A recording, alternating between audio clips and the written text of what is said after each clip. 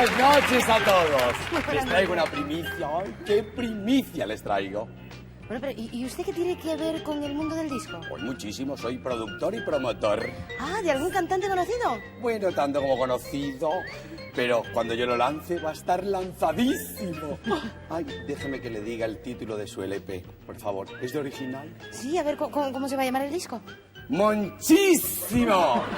Con muchas S, muchas S. Ojo, ¿y cuál va a ser el cantante? Pues, ¿quién va a ser hoy? ¡Qué memoria! Moncho, ¿quién va a ser? Ya, pero Moncho canta. Oh, claro que canta. En el sencillo que acabamos de grabar, en la cara A canta, en la B pide disculpas. Así que Moncho es artista.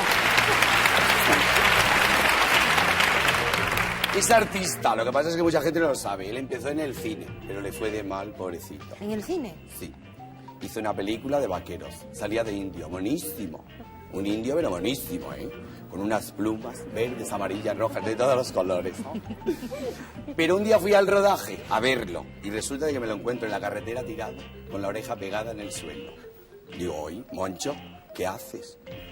Dice, Seat blanco, matrícula de Málaga, 152432F, 3 ocupantes, 180 por hora.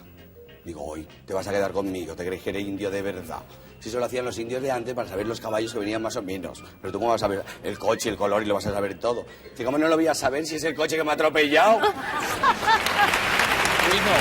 le voy a resolver las cosas. Vamos con la noticia. Adiós. Adiós.